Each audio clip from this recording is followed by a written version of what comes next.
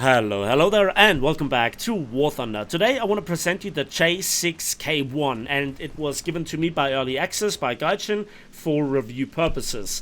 And so, yeah, this is currently obtainable as a battle rating 6.0 rank 4 premium Japanese fighter in the Operation Summer, aka the Winter Marathon. The question is it good, is it worth keeping, or do you want to sell it on the marketplace, and how much would it be worth, roughly, in my personal opinion? So I want to talk about this, but before I want to just briefly talk about the scene at the very beginning, the rather long intro, about the 3 team kills by this guy. I have no idea who this guy was. I didn't provoke him in any way, shape or form. There was no warning. The first time it completely caught me by surprise. I reported him all 3 times, and the second time I was AFK climbing.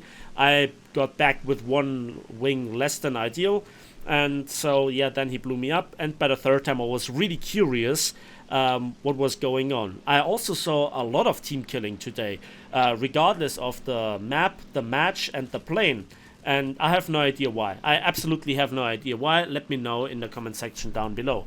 And it was not just because this plane was early access, so it was also normal planes by some other people. I have no idea. I have no idea what happened there. So the one thing that I wanted to show you here is that I actually had to pay the repair costs myself. They're not extreme, it's 5,400 silver lines, but it was just very annoying that I didn't get any compensation rather than still had to pay it. So that was the annoying part. About this guy, I didn't see him after the 3rd report, but come on. After the 2nd team kill, there should be a timeout of like, let's say 15-20 minutes to cool such people down, and also to prevent them for again joining the very next match with me, because RRB is a small place, isn't it? So what about the plane napalm? That was actually the reason why I wanted to watch the video. The J6K1. Well, its selling point is the firepower, at least from the statistics, from the dev blog. There was actually the talk about 630mm, but that's actually not what the plane got. It was a typo. What a coincidence.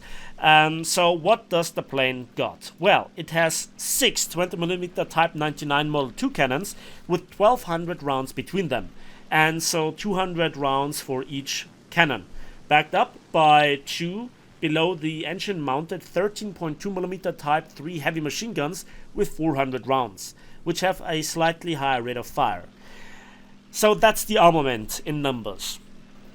Due to the fact that you have 6 20mm, especially at close range, they deal significant damage, but they are overall still rather unreliable, and that is very frustrating, especially with long range shots, where then the heavy machine guns are substantially better.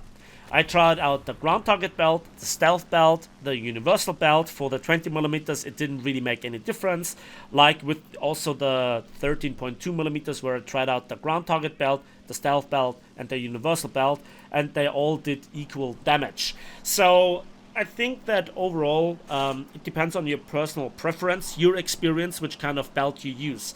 So I would love to see also a plane with only the heavy machine guns, because they feel alright, they feel okay, they feel awesome, good muzzle velocity, good trajectory, and also good rate of fire with good damage output. They don't feel as broken as 50 cals, but they are as sure not as weak as the German 13mm. That was a close call, by the way.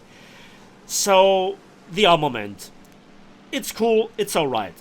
And I think that it's, with the cannons, especially with the high explosive shells, surprisingly enough, a question of the distance that you shoot the enemy. The closer you get, the more damage you deal, which is... It has nothing to do with aim, by the way. I tried it out with bombers. At close quarters, you absolutely shred them. At long range, you get good bursts into them, and they just don't take damage. So that's really awkward, and that's a big minus point in my opinion. I hope that at some point Gettin comes around to fix this, but you know, after all these years I have little hope that this actually is priority for them. They always claim that they try this, but you know, that's a story for another day. Then also you can attach 2 250 kilogram bombs to finish off the payload. Also 2 50 kilogram bombs, I think, but that's all. So no rockets, no missiles, not any more bombs. And then let's talk about the flight performance. So the flight performance is pretty cool because the Nakajima Homare 42 18-cylinder radial has nearly 2000 horsepower and is really powerful even at high altitude. I reached 10 kilometers altitude in less than 8 minutes and the plane still had power to go. But you know, I didn't really go into the testing too much.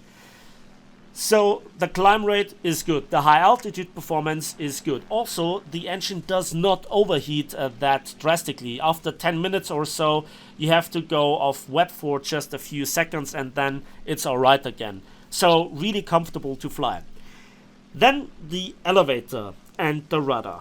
And they couldn't be much more different if you tried. Because while the elevator feels really like a rather heavy Japanese fighter, and at higher speeds, at around 600 kilometers, 650, you can pull 12 to 13 Gs. I've done it. Also, the plane has phenomenal energy retention. So it's a good turn fighter, right? Yeah, with the exception that at some point, for no reason whatsoever, just like with BF-109s or Focke-Wulf 190s, the rudder locks up. Yes, you can train it. Yes, you can work around it, but sometimes it's really annoying. And then there is also the roll rate. The roll rate. The plane feels really heavy in the wings, unsurprisingly with all the armament. And so if you want to roll, it locks up in that way, also at higher speeds. And especially at lower speeds, as you can see, it then kind of feels a bit clumsy. But at times when everything goes well, you get kills like these. They're just... That's what I'm talking about. So the plane has its glorious moments and then its bad moments. This is a short-range knife fighter, especially in 1 versus 1s. When you have to dogfight multiple people, I'd rather have a 0. I'm not kidding. And it's not because of the tighter turn, it's because of the responsiveness. So the rudder really kills it off. And also the armament, because it's, you know, it's not just like mine shells at their best days or 50 cals in their most broken status. They are rather unreliable. And again, I tried out all the belts that are available, except for the stock belt. There you could see it. Sparks at like 900 meters. Then I'm aiming again. And at 800 meters, come on. Finally, we get the kill. But it was even then sparks. So this is hilarious. This shouldn't be. Come on. And then there is also the damage model. This plane feels like a spring. And every single 50 caliber hit unleashes the spring. Like, zip! And you take massive damage. And the flight performance really suffers. That's really awful, right? And so that's again one of those points where it's less than ideal. And again, watch this. I tried to get guns on him, but the roll rate, and it rolls completely out of the way and you have no direct control. And this rolling out of the way, this random rolling around is absolutely killing me. The rest of the plane is good to acceptable. But this absolutely kills me. Just like German BF-109s, just like Focke-Wulfs.